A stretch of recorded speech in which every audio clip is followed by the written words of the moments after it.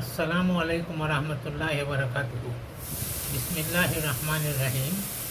আলহামদুলিল্লাহ নাহমাদুহু ওয়া নাস্তাঈনুহু ওয়া নাস্তাগফিরুহু ওয়া নাউযু বিল্লাহি মিন শুরুরি আনফুসিনা ওয়া মিন সাইয়্যাতি আমালিনা মান ইয়াহদিহিল্লাহু ফালা মুদিল্লা লাহু ওয়া মান ইউদ্লিল ফালা হাদিয়া লাহু ওয়া আশহাদু আল লা ইলাহা ইল্লাল্লাহু ওয়াহদাহু লা শারীকা লাহু ওয়া আশহাদু আন্না মুহাম্মাদান আবদুহু ওয়া রাসূলুহু। ইয়া আইয়ুহাল্লাযীনা আমানুত্তাকুল্লাহা হাক্কা তুকাতিহি ওয়া লা তামুতুন্না ইল্লা ওয়া আনতুম মুসলিমুন। রাব্বি ইশরাহ লি সাদরি ওয়া ইয়াসসির লি আমরি ওয়াহলুল উকদাতাম মিন লিসানি ইয়াফকাহু কাওলি। রাব্বি ইয়াসসির ওয়া লা তুআসসির ওয়া তাম্মিম বিল খাইর। সকলো প্ৰশংসা মহান আল্লাহৰ বাবে। শান্তি অৱতীৰ্ণ হওক আল্লাহৰ ৰসুল সাল্লাল্লাহু আলাইহি ওয়াসাল্লাম আৰু তেখেতৰ পৰিয়ালবৰ্গৰ ওপৰত। আখিৰাতৰ বাবে এবাৰ চিন্তা কৰোৱা হওক। এলানি আলোচনাৰ আজি বিষয়বস্তু আল্লাহক সন্তুষ্ট কৰা আমল। মাথো এটা আমলে এটা কামে আল্লাহ তালাক ইমান বেছি সন্তুষ্ট কৰি তোলে যে আল্লাহ ৰাব্বুল আলামিনে তেওঁৰ সকলো পাপ, সকলো গুনাহ, সকলো অন্যায় কাম মাফ কৰি দি জান্নাত দিয়াৰ সিদ্ধান্ত লয়। ই যে এক ইবাদত, এক ডাঙৰ ইবাদত, সেই কথা হয়তো আমি বহুতে নাজানো।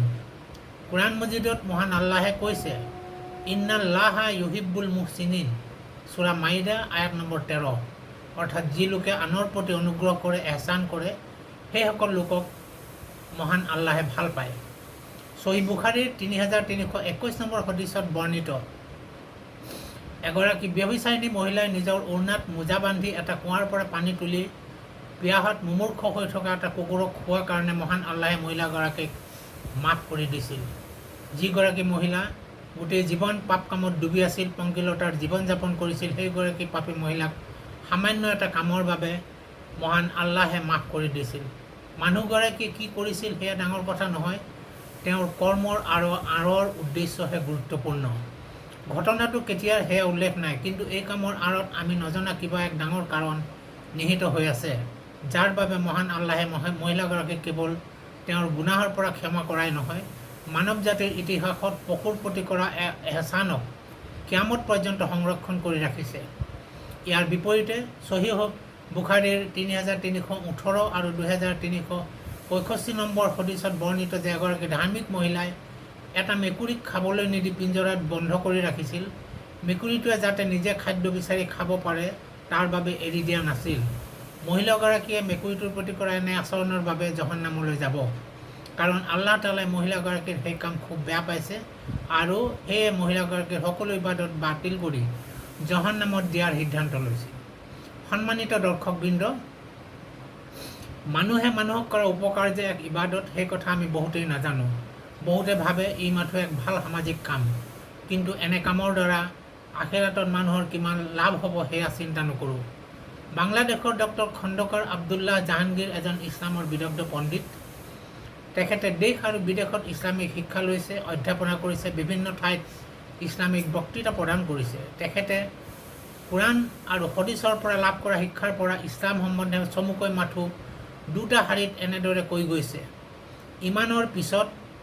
ইমানক সহি আৰু বিশুদ্ধ কৰাৰ পিছত, আকিদাক কলুষমুক্ত ভুল ভ্ৰান্তিমুক্ত কৰাৰ পিছত, মৌলিক ফৰজ ইবাদত নামাজ, ৰোজা, জাকাত, হজ ইত্যাদি ফৰজ ইবাদতসমূহৰ পিছত আল্লাহক সন্তুষ্ট কৰাৰ আটাইতকৈ কাৰ্যকৰী আৰু সংক্ষিপ্ত পথ হৈছে মানুহক উপকাৰ কৰা। এয়া হ'ল এটা শাৰী, আৰু আনটো হ'ল কুফুৰৰ পিছত আল্লাহৰ প্ৰতি অবিশ্বাস, চিৰকৰ পিছত ডাঙৰ ডাঙৰ অপৰাধ, কবিৰা গুনাহৰ পিছত আল্লাহ তাআলা আটাইতকৈ বেছি অসন্তুষ্ট হোৱা কাম হ'ল মানুহক কৰা ক্ষতি। খণ্ডকৰ চাহাবৰ উক্ত মন্তব্য আৰু কোৰআন মজিদৰ আয়াত তথা সহিহ হাদিছৰ পৰা এই কথা স্পষ্ট যে মানুহৰ প্ৰতি উপকাৰ কৰা ইবাদতৰ ওপৰত আমি গুৰুত্ব আৰোপ কৰা উচিত। ৰসুল সাল্লাল্লাহু আলাইহি ওয়াসাল্লামে আল্লাহৰ পক্ষৰ পৰা নবুৱতৰ দায়িত্ব পোৱাৰ পূৰ্বে মক্কাত থকা সময়ত সৰুৰে পৰা মানুহৰ উপকাৰ কৰিছিল, মানৱ সেৱা কৰিছিল। তেখেতে হীৰা পৰ্বতৰ গুহাত আল্লাহৰ ইবাদত কৰোঁতে জিব্ৰাইল আলাইহিছ ছালামৰ জৰিয়তে আল্লাহৰ পৰা প্ৰথম ওহী নাজিল হৈছিল। সিদিনা জিব্ৰাইল আলাইহিছ ছালামৰ সৈতে হোৱা প্ৰথম সাক্ষাৎ তেখেতে ভয় খাইছিল। ঘৰলৈ ঘূৰি আহি সমস্ত ঘটনা খাদিজা ৰাদিয়াল্লাহু আনহাক বিৱৰি কোৱাৰ পিছত কয় যে মোৰ শংকা হৈছে কোনো ক্ষতিকৰ বস্তুৱে চাগে মোৰ পিছ লৈছে। তেতিয়া খাদিজা ৰাদিয়াল্লাহু আনহাই তেখেতক সান্তনা দি কৈছে, আল্লাহৰ কসম, কেতিয়াও নহয়, এয়া কেতিয়াও হ'ব নোৱাৰে যে আল্লাহ তাআলাই আপোনাক লাঞ্ছিত কৰিব। আপুনি কেতিয়াও লাঞ্ছিত নহয়, আল্লাহে আপোনাক কেতিয়াও লাঞ্ছিত নকৰে। আপুনি আত্মীয়ৰ খা খবৰ লয়, সজ আচৰণ কৰে, অসহায় অসুস্থৰ দায়িত্ব বহন কৰে, নিৰ্কিন লোকক সহায় কৰে, আলহীক আপ্যায়ন কৰায়, হক পথৰ দুৰ্দশাগ্ৰস্ত লোকক সহায় কৰে, সত্য কথা কয়, অসহায় লোকৰ বোজা লাঘৱ কৰে। গতিকে আল্লাহে আপোনাক কেতিয়াও লাঞ্ছিত অপমানিত নকৰে। সহিহ বুখাৰী হাদিছ নম্বৰ 3 আৰু 4953। খাদিজা ৰাদিয়াল্লাহু আনহাৰ কথাখিনি সাৰমৰ্ম হ'ল ৰাসূল সাল্লাল্লাহু আলাইহি ওয়াসাল্লামে আনৰ উপকাৰ কৰে। যি ব্যক্তি আনৰ উপকাৰ কৰে, আনৰ উপকাৰত ব্যস্ত থাকে, নিজকে নিয়োজিত কৰি ৰাখে, সেই ব্যক্তিক আল্লাহে কেতিয়াও লাঞ্ছিত নকৰে, চূড়ান্তভাৱে অপদস্থ নকৰে। সন্মানিত দৰ্শকসকল, মানুহক উপকাৰ কৰাৰ যি ইবাদত, সেই ইবাদত ৰোগীৰ চিকিৎসা সম্বন্ধীয় যিকোনো কামৰ সৈতে জড়িত থকা লোকতকৈ আন কোনোৱে সেই কাম ভালভাৱে কৰিব নোৱাৰে। বৰ্তমান সমাজত চিকিৎসাৰ জৰিয়তে মানৱ সেৱা কৰাৰ মানসিকতা হ্ৰাস পোৱা দেখা গৈছে।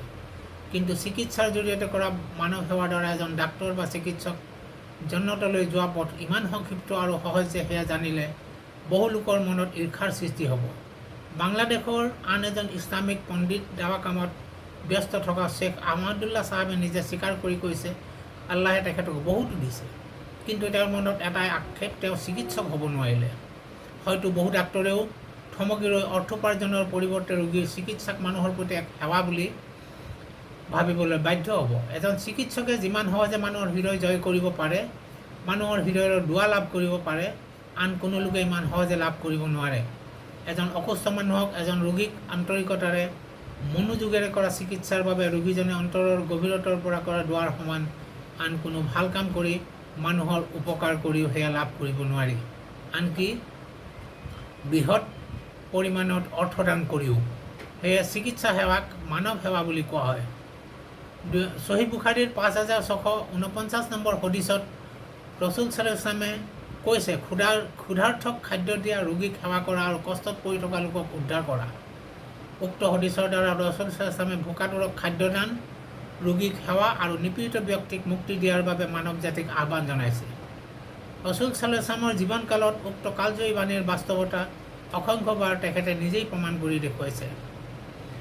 নবুৱতৰ কঠিন শিলৰ পৰশত যিজন সোণালী মানুহত পৰিণত হৈছিল, তেখেতৰ কথা বতৰা, কাম কাজ, চাল চলনত প্ৰতিফলিত হৈছিল মানৱ সেৱা, আৰ্তজনৰ সেৱা, আৰু সেয়ে আছিল ৰাসূল সাল্লাল্লাহু আলাইহি ওয়াসাল্লামৰ উক্ত মহান বাণীৰ বাস্তৱ প্ৰতিফলন।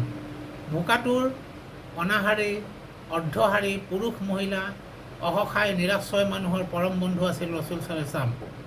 ইয়াৰ পিছত সাহাবা ৰাদিয়াল্লাহুৰ পৰা আৰম্ভ কৰি চালি খলিফাৰ শেষ আমল তথা তবিতাবিহীনসকলৰ শেষ আমল পৰ্যন্ত ৰাসূল সাল্লাল্লাহু আলাইহি ওয়াসাল্লামৰ মানৱ সেৱাৰ অমীয় বাণীক মুছলিমসকলে আখৰে আখৰে পালন কৰি এই পৃথিৱীত এক সোণালী ইতিহাস ৰচনা কৰিবলৈ সক্ষম হৈছিল, যাৰ ফলত মাত্ৰ 25 বছৰ মুছলিম শাসনৰ পিছত বিশ্বৰ আধা অংশ মুছলিম শাসনৰ অধীনলৈ আহিছিল। আজিও যদি সেই উদ্দীপনালৈ মুছলিম জাতি সমাজত, দেশত পুনৰ আৱিৰ্ভাৱ হ'ব পাৰে, তেন্তে আকৌ মুছলিমৰ বিজয়ী দুন্দুবি বাজি উঠিব।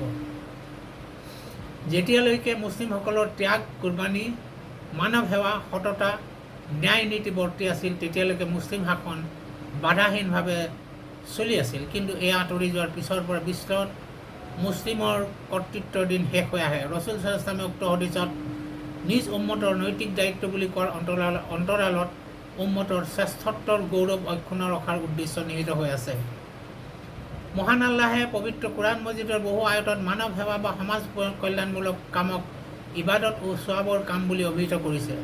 সূৰা বাকাৰাৰ 177 নম্বৰ আয়াতত মহান আল্লাহে কৈছে, পূব আৰু পশ্চিম দিশত মুখ কৰাটোৱে সৎকাম নহয়, বৰং সৎকৰ্ম হৈছে যি ব্যক্তিয়ে আল্লাহ, শেষ দিৱস, ফিৰিষ্টাসকল, ঐশী কিতাপসমূহ আৰু নবীসকলৰ প্ৰতি ইমান আনিব আৰু আল্লাহৰ সন্তুষ্টি লাভৰ উদ্দেশ্যে আত্মীয় স্বজন, এটিম, অভাৱগ্ৰস্ত মুছাফিৰ, সাহায্যপ্ৰাৰ্থী আৰু দাস মুক্তিৰ বাবে ব্যয় কৰিব। উক্ত আয়াতত উল্লেখ কৰা সমাজ কল্যাণমূলক কামসমূহক এনেদৰে ভাগ কৰিব পাৰি। এটিম প্ৰতিপালন। সমাজৰ আটাইতকৈ অৱহেলিত, নিঃস্ব, লাঞ্ছিত, বঞ্চিত ও নিৰাপত্তাহীনভাৱে এজন এটিম শিশুৱে দিন পাৰ কৰে। সেয়ে সমাজ কল্যাণমূলক কামৰ সহায় পোৱাৰ ক্ষেত্ৰত এটিম শিশু প্ৰথম স্থানত। সূৰা নিছাৰ 10 নম্বৰ আয়াতত এটিমৰ সম্পদ আত্মসাৎ কৰা বিষয়ে কঠোৰ সতৰ্কবাণীৰে শুনাই থোৱা হৈছে। সহিহ বুখাৰীৰ 5304 আৰু সহিহ মুছলিমৰ 2993 নম্বৰ হদিছত ৰসুল সাল্লাল্লাহু তৰ্জনী আৰু মধ্যম আঙুলিৰ ইংগিত দি দুইটা আঙুলিৰ মাজত সামান্য ফাঁক ৰাখি কৈছিল, তেখেত আৰু এটিম প্ৰতিপালন কৰি জান্নাতত একেলগে থাকিব। বিধৱাক সহায় কৰা। সমাজৰ আন এক অসহায় শ্ৰেণীৰ লোক হ'ল দৰিদ্ৰ, নিঃস্ব, অৱহেলিত বিধৱা মহিলা। এনে বিধৱাক সহায় কৰাকে ৰসুল সাল্লাল্লাহু ইবাদত তুল্য নেকিৰ কাম হিচাপে আখ্যা দিছে। ৰসুল সাল্লাল্লাহু কৈছে, যি ব্যক্তিয়ে বিধৱা আৰু মিস্কিনৰ সমস্যা সমাধানৰ বাবে দৌৰাদৌৰি কৰে, তেওঁ যেন আল্লাহৰ পথত জিহাদত লিপ্ত। বৰ্ণনাকাৰীয়ে কৈছে, ৰসুল সাল্লাল্লাহু হয়তো এয়াও কৈছিল, সেই ব্যক্তিৰ দৰে যি ব্যক্তি গোটেই ৰাতি সালাত আদায় কৰে আৰু গোটেই বছৰ চিয়াম পালন কৰে। সহিহ বুখাৰী হদিছ নম্বৰ 5353। নিঃস্ব আৰু ক্ষুধাৰ্থক খাদ্যদান। মুমিনসকলৰ বৈশিষ্ট্য হ'ল আল্লাহৰ সন্তুষ্টিৰ বাবে তেওঁলোকে নিঃস্ব, দৰিদ্ৰ, ক্ষুধাৰ্থ এটিমসকলক খাদ্যদান কৰে। সূৰা দাহৰ 8 আৰু 9 নম্বৰ আয়াতত আল্লাহে কৈছে, তেওঁলোকে আল্লাহৰ সন্তুষ্টিৰ উদ্দেশ্যে অভাৱগ্ৰস্ত এটিম আৰু বন্দীক খাদ্যদান কৰে। সিহঁতৰ পৰা কোনো প্ৰতিদান ও কৃতজ্ঞতা নিবিচাৰে। আনহাতে অভাৱী লোকক খাদ্যদান নকৰাটো জহন্নামী লোকৰ বৈশিষ্ট্য। সূৰা মুদাছিৰৰ 42 পৰা 44 নম্বৰ আয়াতত আল্লাহে কৈছে, জন্নতীসকলে জহন্নামীসকলক সুধিব, কিহৰ বাবে তোমালোক জহন্নামত প্ৰৱেশ কৰিব লগা হ'ল? তেওঁলোকে ক'ব, তেওঁলোক মুছল্লীৰ অন্তৰ্ভুক্ত নাছিল, অভাৱগ্ৰস্তক খাদ্য দান কৰা নাছিল। ৰোগীৰ সেৱা। ৰোগীক সেৱা কৰাৰ গুৰুত্ব সম্পৰ্কে ৰসুল সাল্লাল্লাহু কৈছে, কোনো ব্যক্তিয়ে যেতিয়া ৰোগীৰ সেৱা কৰে বা চাবলৈ যায়, তেতিয়া তেওঁ জন্নতৰ উদ্যানত ফল আহৰণ কৰি থাকে। সহিহ মুছলিম হদিছ নম্বৰ 2568, তিৰমিজি হদিছ নম্বৰ 968।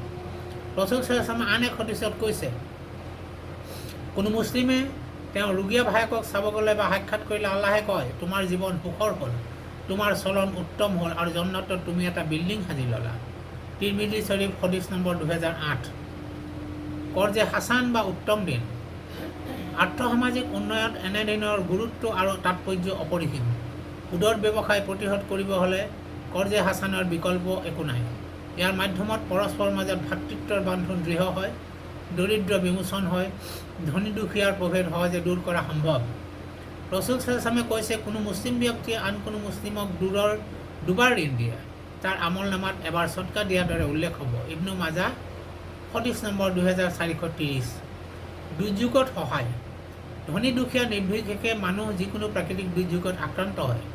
এনে সংকটময় অৱস্থাত অসহায় মানুহক সহায় কৰাৰ বাবে আহ্বান জনাই ৰসুল সাল্লাল্লাহু কৈছে, যি ব্যক্তিয়ে কোনো মুমিনৰ দুনিয়াবী বিপদসমূহৰ কোনো এটা বিপদ দূৰ কৰে, মহান আল্লাহে সেই লোকজনৰ আখিৰাতৰ বিপদসমূহৰ ভিতৰৰ এটা কঠিন বিপদ দূৰ কৰি দিব। সহিহ বুখাৰী হদিছ নম্বৰ 2442। শৰণাৰ্থীক আশ্ৰয় প্ৰদান। শৰণাৰ্থীক আশ্ৰয় দিয়াটো এক মহান পুণ্যৰ কাম। মহান আল্লাহে সূৰা হাছৰৰ 9 নম্বৰ আয়াতত কৈছে, যিসকল মুহাজিৰ মদিনালৈ আগমনৰ পূৰ্বে এই নগৰত বাস কৰিছিল আৰু ইমান আনিছিল, তেওঁলোকৰ ওচৰলৈ হিজৰত কৰি অহা লোকক ভাল পায় আৰু মুহাজিৰসকলক যি দিয়া হৈছে তাৰ বাবে তেওঁলোকে নিজ অন্তৰত হিংসা পোষণ নকৰে আৰু তেওঁলোকৰ অভাৱ থকা স্বত্বেও নিজৰ ওপৰত তাহাঁতক অগ্ৰাধিকাৰ দিয়ে। আচলতে যিসকল হৃদয়ৰ কৃপণতাৰ পৰা মুক্ত, তেওঁলোকেই সফল।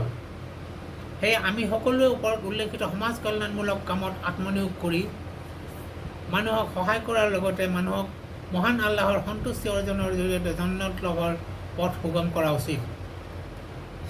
এইখিনিতে উল্লেখ কৰিব বিচাৰোঁ, অলপতে উজনি অসমৰ 4খন জিলাত হোৱা প্ৰলয়ংকৰী বানত বন্যাক্ৰান্ত লোকক সহায় কৰিবলৈ আগবাঢ়ি অহা ব্যক্তিসকলৰ ভিতৰত মৌলানা বদৰুদ্দিন আজমল অন্যতম।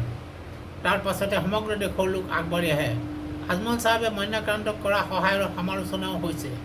তেখেত এজন ইছলাম ধৰ্মী লোক হিচাপে আল্লাহৰ বাণী আৰু ৰসুল সাল্লাল্লাহু আদৰ্শ মানি চলে। বন্যাক্ৰান্তক সহায় কৰা ওপৰত উল্লেখিত মানুহৰ উপকাৰসমূহৰ ভিতৰত ক্ষুধাৰ্থক খাদ্যদান, প্ৰাকৃতিক দুৰ্যোগত আক্ৰান্ত লোকক সহায় আৰু শৰণাৰ্থীক আশ্ৰয় প্ৰদানৰ অন্তৰ্ভুক্ত। যি কামে তেখেতক আখিৰাতত জান্নাত লাভ কৰাত সহায় কৰিব বুলি ক'ব পাৰি, মহান আল্লাহে অৱশ্যে ভালকৈ জানে। মহান আল্লাহে আমাক মানুহৰ উপকাৰ কৰাৰ আৰু সমাজ কল্যাণমূলক কাম কৰাৰ তৌফিক দিয়ক। আমিন। ওয়া আখিৰু দাৱানা আনিল হামদুলিল্লাহি ৰাব্বিল আলামিন।